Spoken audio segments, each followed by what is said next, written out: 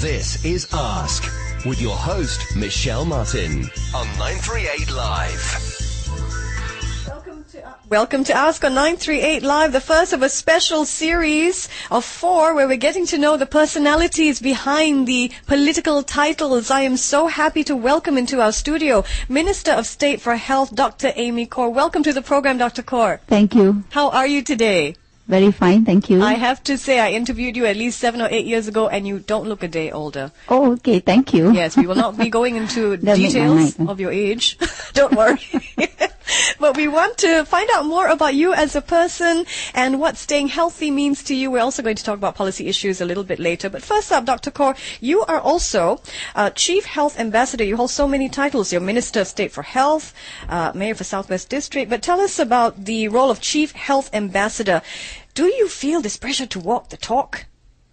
Well, first, let me say that as a working woman, yes, and like many other, working women in Singapore, I must admit that actually it's a constant challenge and struggle to, juggle the multiple roles I have as a wife, mother, yes, politician, because you're and so a mother on. to 3. We That's can't really right. call them children because they're adults, 18, 23, 22. That's right, big children.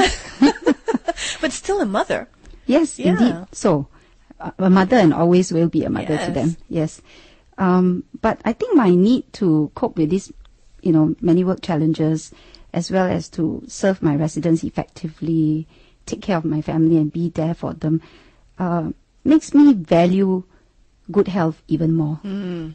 I feel that if I fall sick often, then I will not be able to do as many things as I wish. I will not be able to adequately fulfill my obligations to serve my family, my residents, my bosses.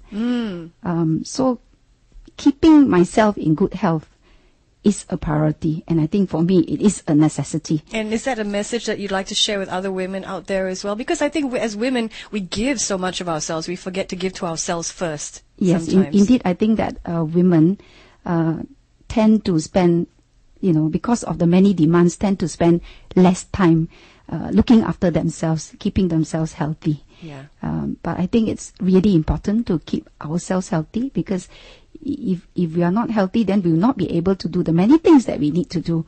So, keeping to a healthy lifestyle regime, exercising regularly, eating healthily, going for regular health screening, has always been something that I practiced even before I, got appointed as Chief Health Ambassador. Really? So this preventive approach, I understand running has been a part of your life. It's listed as one of your hobbies. Indeed. But of course, now that I'm appointed as a Chief Health Ambassador, I think I'm even more conscious of the fact that I have to maintain a healthy lifestyle regime. Of course, yeah. To walk the talk as well as to set a good example. Do you run every day? Yes. As part of my regular exercise, in fact, I actually exercise every day, early in the morning. On weekdays, I go to the gym before I head off for work. I run on the treadmill, 30 to 45 minutes, clocking about 6.5 kilometers. Wow, every day? Every day. On weekends, I run around the estate, or I, cycle on my gym bike for up to about 1.5 hours. It depends on the weather and whether I have time, to have a longer exercise. And I have been doing this running for close to 30 years. Wow, you've since always my undergraduate been a runner. days. Fantastic. Now, I understand you went to Alexander Hill Primary School, Raffles Girls' School, Raffles Institution, NUS. You also went to San Jose University in the USA. So would you run in winter? Well, yes, in San Jose I do, simply because the winter in San Jose is actually pretty mild. In California, the winters are pretty mild. So it is actually very nice to run in the winter, as long as, of course, you have a tracksuit, And for me, my ears sometimes feel a bit of pain because of pressure. Yes. So I have to have like a muffler or a hood, Yeah. and that will keep me comfortable. I run when I was in London too. Oh. Except for some days when it's really very cold. And the winters in are London, brutal it there. tends to be Yeah. colder. But nothing will stop especially you from running. The wind, and of course if it's raining, it'll be difficult to do that. So what kept you going even through brutal winters in London when it came to running? It's just part of your routine? Well, I think that practice, regular exercise, regular practice makes it easier and easier to do so. Yes. And I've been at it for so long. Of course, sometimes it is still a struggle. Sometimes you do slip into lethargy, and then maybe make excuses not to have my regular quota of exercise. But after running, I really feel refreshed and reinvigorated. And I think that the thought that, after running makes me feel really refreshed and reinvigorated actually helps to help me to drag myself out of bed to go for that run. To sacrifice that precious sleep-in time. Yes, to a certain extent. But I'm also quite blessed, as in I generally do not require as much sleep. Okay, I have to ask, how much do you sleep? About 5 hours. Oh, that's all. Most days. Sometimes I give myself, a more. Like if I go on holiday, then of course I, allow yourself a sleep-in. Yes. Allows me to sleep a little longer. But most days, I think because it has become a routine, I actually kind of wake up automatically without the alarm clock. Wow, incredible. So you're a busy working mother. You're apparently very disciplined when it comes to your exercise regime. Tell me a little bit about how you stay on this regime when you travel. Normally, I would try and check to see if the hotel that I'm staying in has got a gym. So that helps. And because I exercise early in the morning, I start my day off by exercising. When the gym opens, that actually gives me ample time to finish my exercise and then prepare and go for the official meetings and so on. So usually it's not a problem. If there is no gym, for example, for that particular trip, I was actually on a holiday in Japan. And in Japan, actually quite a number of hotels don't have a gym, or the gym is actually not in the hotel. You have to go somewhere else. And for that particular case, I actually ran around the area, the vicinity of the hotel, and it was also pretty nice. In fact, I think some people don't like to run on the treadmill. Yes. The reason why I do that is because I run pretty early in the morning, sometimes before the sunrise. So it's actually safer to run in the gym. But you prefer to run outdoors, it sounds like. When you can. Yes, when I can, because it's nice. I mean, especially you can take in the sights and so on. And it's very fresh. The air is very fresh early in the morning. So, like I say, when I was in Osaka, I actually ran around the vicinity of the hotel, and it was really nice. That's lovely. For a lot of people, you hear them say, I am just too tired to exercise. Dr. Khor, when you have those tired days, what gets you going and on that treadmill again? Again, I think, like I said, because I've been on it for so long, it has become second nature to me.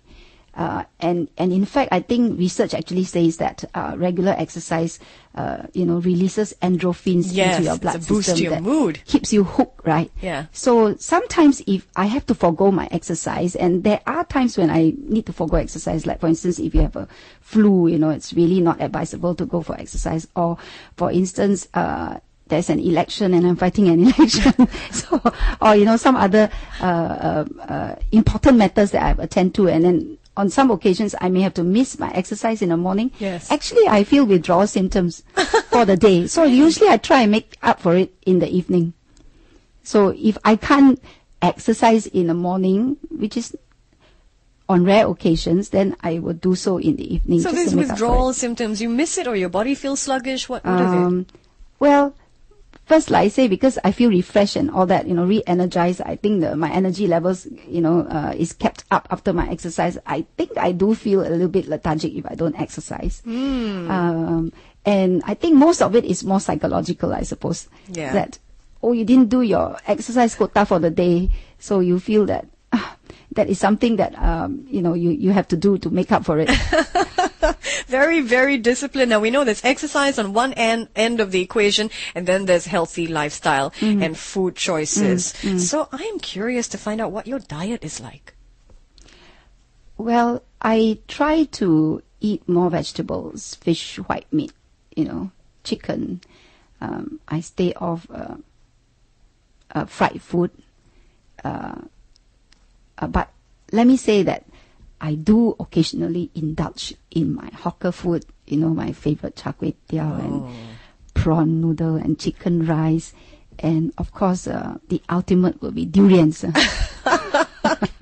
once in a while. But I think my mantra for eating really is everything in moderation. So, not to, even if you like that food, and it is not that healthy, I think what I do is to not have it so often, and to cut down on the portions. So, for instance, if you like that ice cream, instead of having it, maybe restrict it to once a week, and have one scoop instead of two, that kind of thing. But I would, for normal meals, I'll make sure I have vegetables and fish, try and have more steam and boiled food instead of deep fried food. Yeah. And try and have a balanced diet.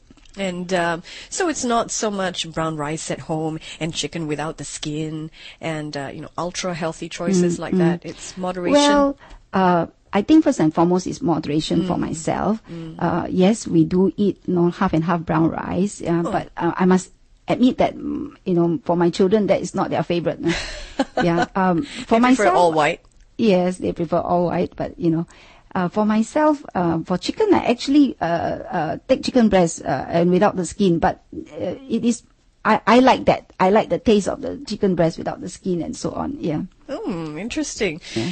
Do you make it a point to eat at home with your family? We know that so much bonding happens around the table, but your children are grown up. So, is family meal still a staple in your household, Dr. Khor? Yes. On weekdays, I try to go home for dinner as far as possible with the family. In fact, I prefer to have home cooked meals. I used to cook very often before I became a politician. I know, I saw that on your list of hobbies, and I thought, well, how is this compatible cooking with running? Cooking is still my hobby. It is. Yes, but after I became a politician, I think it's a lot harder to find time to cook, regularly for my family. So my mom stays with me now, so she helps me with the cooking. But definitely, it is much better to have a home-cooked meal. It's healthier.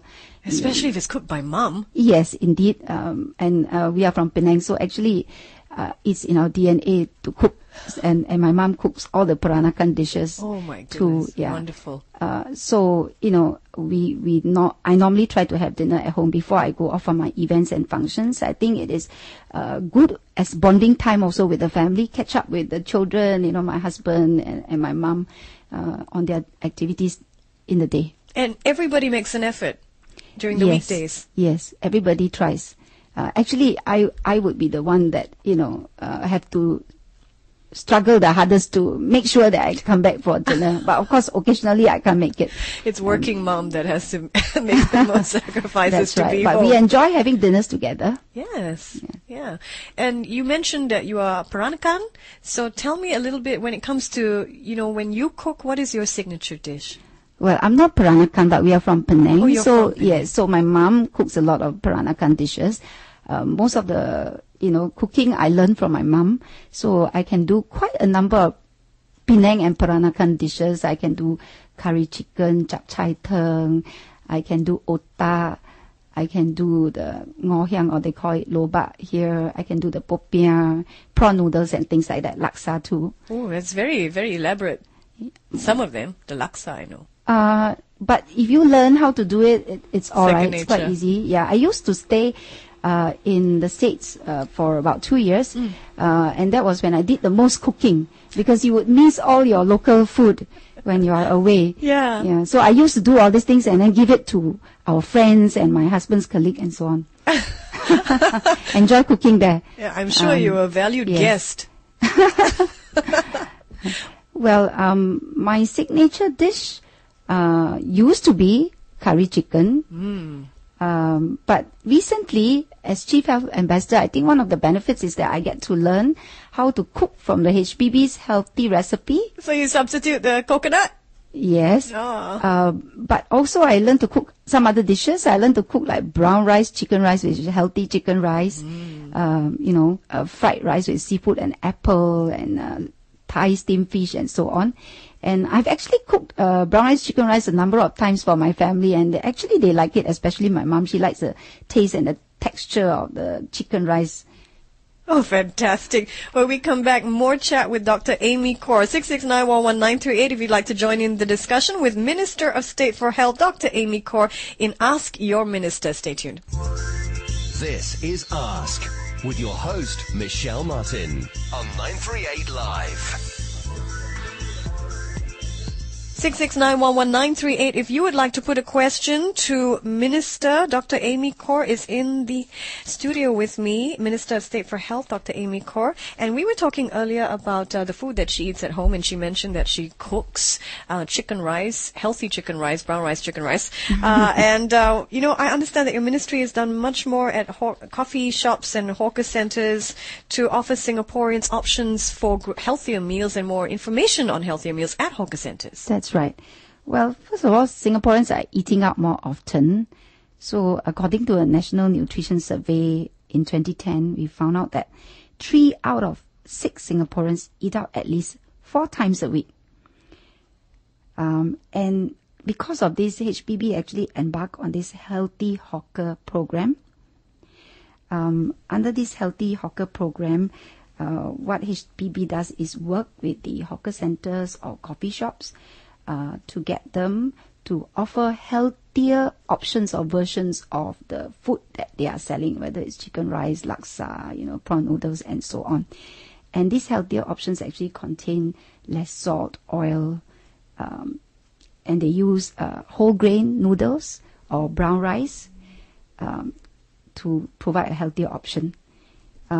Since April of last year, when they prototype a healthy hawker center at Yihua, they now have 4 healthy hawker centers as well as 3 healthy coffee shops. And these outlets actually provide up to 60 to 90% of stalls who offer healthy options. And in addition to that, these stalls will have panels to show the caloric content of the dishes that they're offering so that people can make informed decision about what they eat. This is great with so many of us dining out, just to have the information and the options available. And I understand That's the right. hawkers themselves have seen the earnings go up at some of these centers. Indeed. One of the hawker center reported that business have gone up by 20%. Another coffee shop actually shared that they are having patrons from different parts of the island because these patrons have actually heard about the healthier version of the food, that they are offering. And in fact, HPB is planning to roll out this program to all the hawker centers, by 2015, so that all Singaporeans can enjoy healthier food options at the local hawker centers. And the important thing is that whilst they have modified and provided healthier options of these dishes, they have not compromised on the taste. And I think that's very important to Singaporeans. Yes, absolutely, because we love our food here in Singapore. That's 66911-938. If you have a question for Dr. Khor, you can call through. Let's talk a little bit. I think food is important when it comes to the preventative end of healthcare. And then, of course, there is the very important question of healthcare costs. Dr. Khor, it is such a concern for many Singaporeans, especially with a rapidly aging population. Can you just give us an update on what is being done to make healthcare costs affordable for all Singaporeans? Well, in line with our Healthcare 2020 Master Plan, which was announced earlier this year, where we outline a slew of measures to enhance affordability, accessibility, as well as the quality of healthcare to meet the healthcare needs of Singaporeans. There are various initiatives that we have put in place or will be putting in place to make healthcare more affordable. The key ones would be, firstly, enhance subsidies for the intermediate and long-term care sector so that not only the low-income or needy Singaporean households would be able to benefit from subsidies for nursing homes, community hospitals, or day rehab centers, but middle-income Singaporeans would also be able to benefit from some subsidies. So, for instance, for community hospital, all patients, regardless of their income level, would be able to benefit from a base subsidy of 20%. Whereas previously, they will not be able, middle-income households will not be able to benefit, from the subsidies. We have also expanded our Community Health Assist Scheme, or CHAS, again, such that middle income households would also be able to benefit. So we have increased the income eligibility criteria from $800 to $1,500 per capita per month.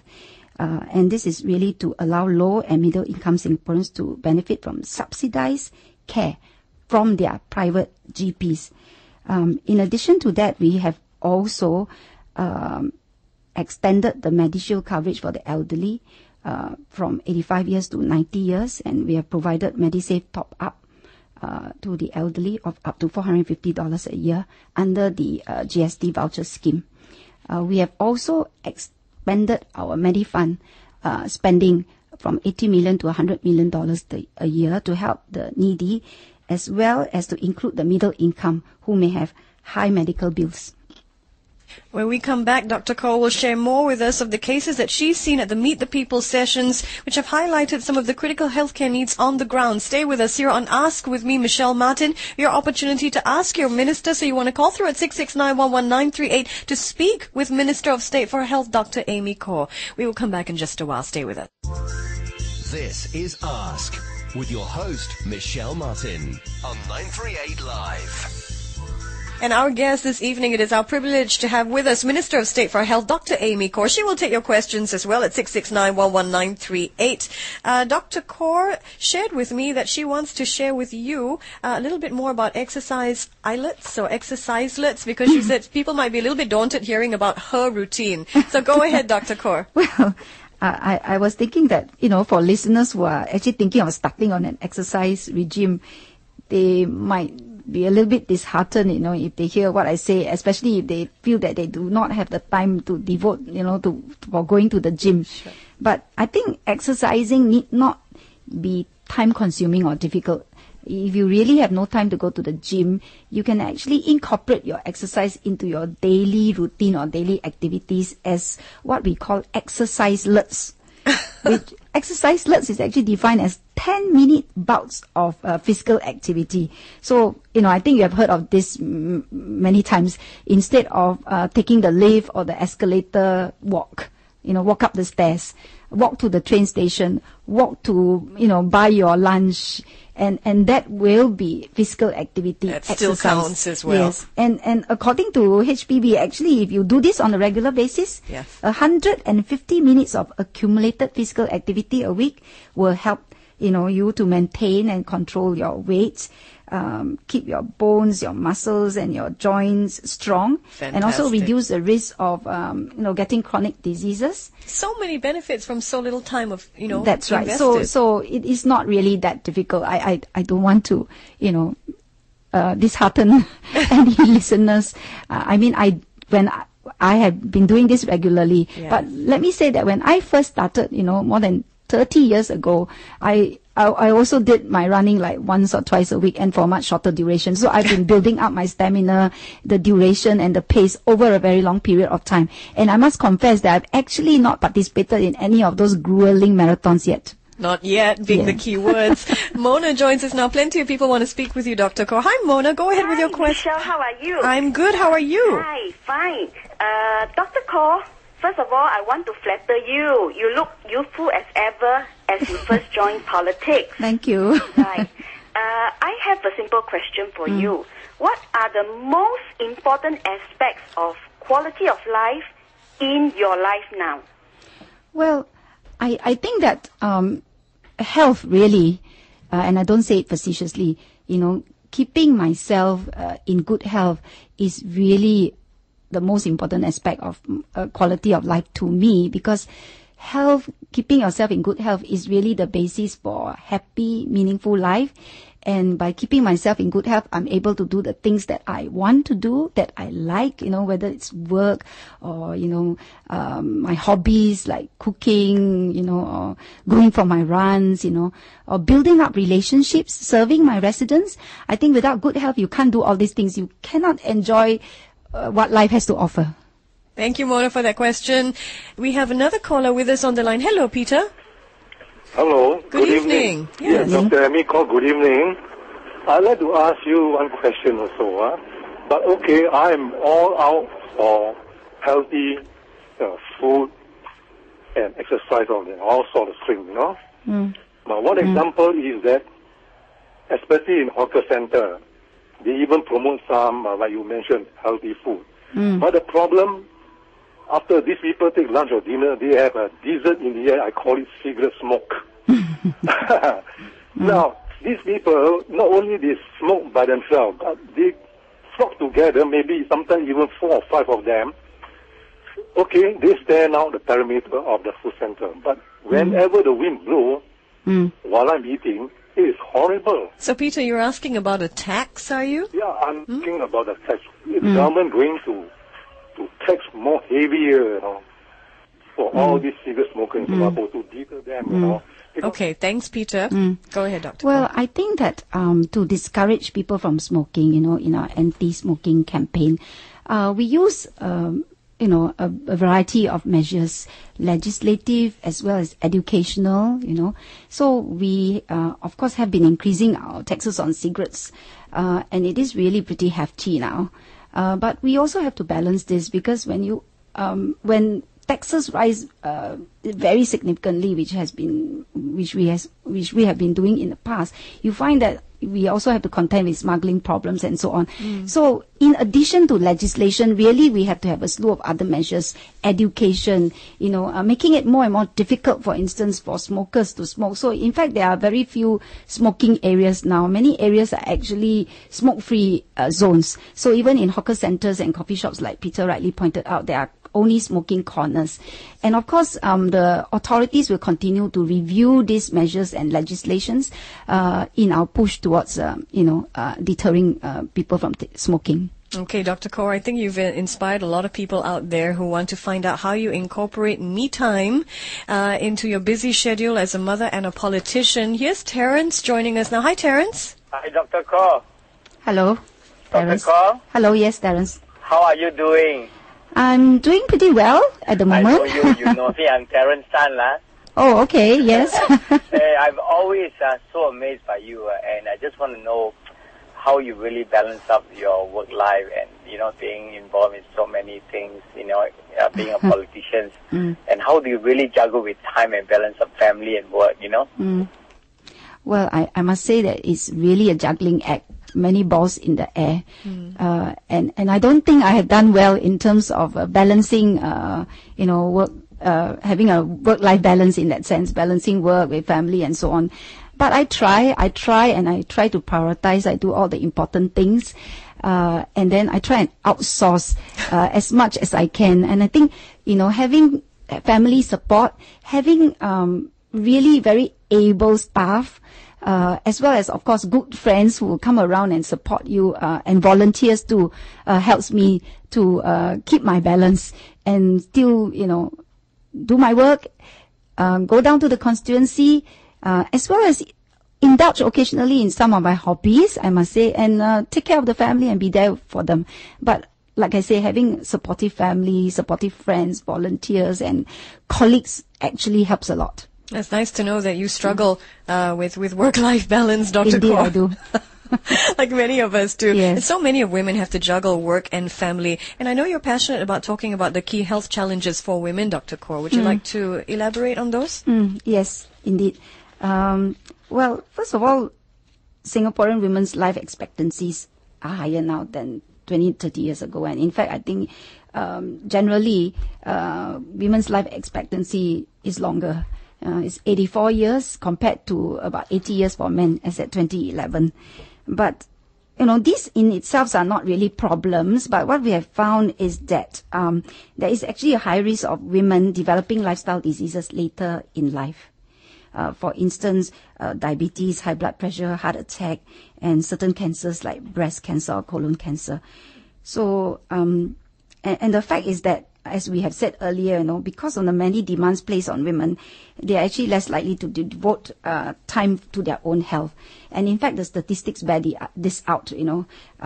According to our National Health Survey again, actually 3 in 5 Singaporean women do not exercise during their leisure, compared to less than 1 in 2 for men. So they don't exercise during their leisure time, and it's usually because of family or work commitments. And also you find that The risk of chronic disease, such as diabetes, starts to increase in women aged 40 years and above, and older women are twice as likely as men to fracture their hip. So you find a lot of hip fracture admissions in hospital. It's women. And another thing is we found that women are also not screening regularly for the top cancer in women, which is breast cancer. So 9 in 10 women actually know about mammograms, but only 4 in 10 women aged 50 to 69 years actually go for their mammogram regularly. So we think that we need to help women to make smarter health choices for themselves, because really they live longer, they have longer life expectancies, and if they do not take care of their health, it's going to impact them negatively and they will have poorer quality of life. And in fact, they are also key influences in a family. So if they make healthier, smart health choices in that sense, they would also be able to influence the whole family, and the whole family will benefit. And therefore, we have actually formed a Women's Health Advisory Committee that I'm chairing, and the main job of this committee really is to look at improving the health status of women at each stage of their lives, because women at different life stages have different health issues, that confronting them. Well, we will have you back on the show, I think, to discuss the findings of that committee. But speaking of women, we have Jeanette joining us now, and she has a question for you, Dr. Khor. Hi, Jeanette. Hey, hi, Dr. Khor. How are you? I'm fine, thank you. Yeah. How are you? Okay. Yeah, recently I have experiencing a lot of smokers who have actually been smoking at non-smoking area. How can we actually deter all these things? Because there's actually a signboard outside this MRT station that say no smoking, and otherwise you get fined. But all these people still carry on smoking around there, especially when I walk past, right? I just get... Well, I know for a fact that the authorities have also, increased the number of people who enforce, who go around checking and enforce the legislation, no smoking rules, yes. But, maybe try politely telling them they're not supposed to smoke there. And I suppose we have to continue to do our part, in education and so on. Yeah. And of course, if more people frown on people who smoke within the no smoking area, that probably will also help to influence behavior. Absolutely. It becomes socially inappropriate, That's right.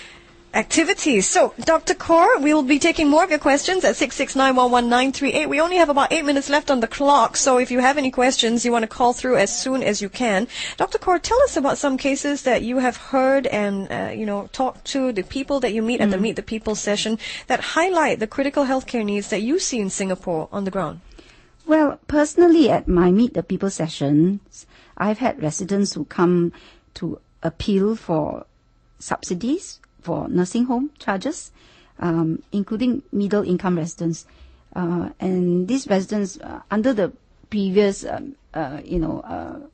criteria, they will not be able to qualify for the subsidized rates. But I think with the new criteria, when it kicks in, they will be able to qualify for some subsidy. I've also had appeals for more subsidies for drug costs, even though actually they got the drug from polyclinics. And this could be, really the low income or the retired elderly. I've got people who ask for higher withdrawal of MediSave for their hospitalization charges. So again, under the measures that we have announced, for instance, drug costs, we are actually going to increase the subsidies for some standard drugs, selected standard drugs, which are a little more expensive, and they will get higher subsidy from 50% to 75%. So that will probably help this group. There is also medication assistance fund if it's not a standard drug, but it's a expensive but a required drug for treatment. We are also increasing the subsidy from 50 to 75%, and then there is also Medifund assistance for those who require additional financial assistance. So costs seem to be paramount on people's minds. But I'm glad you brought up that example of that somebody asking for a subsidy for a nursing home. I know it's part of the ministry's drive to keep as many or help our elderly age within the community instead of an institution. So the strategy is to help Singaporeans age in place. Tell us about some of these efforts of doing so and balancing the needs of an aging population and concerns of some Singaporeans, because we've heard about this not in my backyard attitude. Yes. Well, we are promoting aging in place so that our elderly can age in familiar surroundings in the community, to live life independently for as long as possible with the support of their caregivers, families and friends, in the community itself. And really to do this, we will need to provide a range, a comprehensive range of aged care services and facilities particularly within residential area, to facilitate access. For instance, having elder daycare centers or integrated, day facilities with rehab services within the residential area would be helpful to the caregivers or the family members, because they can send the elderly down to the daycare center before they go off for work. In fact, at one of my house visits, my own residents actually asked me for this. In my constituency, I already have a daycare center at a void deck. But he actually asked, are you going to build another daycare center? And I asked him why. He says, well, if you can build a daycare center which is nearer to my block, it is really helpful. I can bring my mother down before I go off for work. And I really do want to look after my mother at home. I don't want to, put her in a nursing home. The other thing is that if you have to institutionalize the elderly because they have become a bit more frail or for various other reasons, having a nursing home, again, within the residential area is helpful because it will facilitate visits by the family members. And I think that will, allow the elderly to have a better quality of life, up to a certain extent. And that's the reason why we need to do this. The other thing is, of course, because of growing and aging population, we need to ramp up these facilities very quickly, and land is scarce in Singapore. So,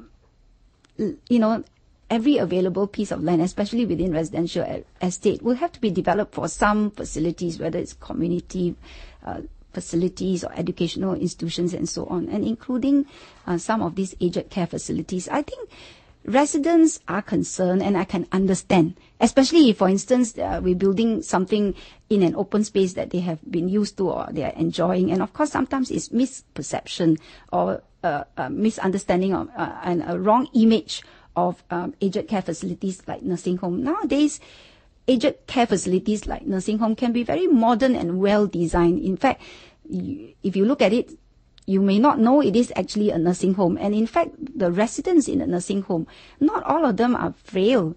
Actually, some of them are quite mobile. So, it can be quite a vibrant hub because you can have volunteers coming in to help look after the residents, as well as you can offer some of the amenities to the residents themselves. Okay, we've got a caller on the line now. Mr. Lu joins us. Hello, Mr. Lu. Hi. You've got about 30 seconds on the clock. Go ahead with your question. Okay, basically I have two parts of the question. Sure. First part is majority of the medical bills are expensive and people buy insurance to guard against it. So for current case, I think most of the insurance you have to do a reimbursement method, which means you've got to pay the full bill, which can be quite substantial sum, and then you can claim for the insurance later. So I'm not too sure if Dr. Amy Khor's ministry can consider allow the hospital to look at the insurance first, treat the patient first, and the hospital deal with the insurance directly. Second one, just a quick one. I'm not too sure nowadays as the Chinese medicine get recognized more, whether subsidies can be allowed to go on this type of medicine as it's actually quite expensive for patients who are actually on long-term TCM as well. Yeah. Thanks, Mr. Lu. Okay, Dr. Khor, would you like to take the first part? I think it's cheaper upfront costs at hospitals. I think he was talking about insurance and the mode of reimbursement. Yeah. I think we will have to look into this, and see how to facilitate this if in fact this is an issue or problem. As regards TCM medicine, let me say that TCM medicine generally would be complementary. Yeah. And really, when we put up a standard drug list, we look at the efficacy of the drug and, how effective it is and how many diseases would be covered, by such drugs, so that it will be cost efficient as well as effective. And we need to do this to safeguard, the cost of, medical costs in that sense. Sure. So we'll need to continue to monitor the situation. But at this point in time, like I say, TCM medicine really is complementary. Well, Dr. Khor, we have 30 seconds left on the clock. I'd like to give you the floor now if you'd like to leave us with some advice on healthy living. Well, first of all, I want to, thank all our listeners. I think it's a pleasure interacting with them, and I really appreciate their questions and their views. And I've said that, under our Healthcare Master Plan 2020, we are looking at enhancing affordability, quality of care, as well as accessibility. Nothing is perfect, right? We don't have a perfect system, so we'll have to continue to refine and address the gaps. But I think ultimately the best thing you can do for yourself and for the people that matter to you really is to keep yourself healthy. Exercise regularly, eat healthily, and go for regular health screening. Basically, I would like to encourage everyone to take care of their health, get active, and engage in good eating habits. Dr. Khor, it's been an absolute pleasure learning more about your health regime. Thank you for joining us here on Ask. Thank you very much. Absolute pleasure. And if you'd like to hear the podcast of tonight's edition of Ask Your Minister with Minister of State for Health, Dr. Amy Khor, head to our website, cinmsn.com/938live. On-call broadcast airs Sundays, 7 to 8 a.m. and 3 to 4 p.m. Join me next Wednesday, Ask Your Minister. My guest next week on Wednesday is Minister of State for Community Development, Youth and Sports, Madam Halima Yaacob. I'm Michelle Martin for 938 Live.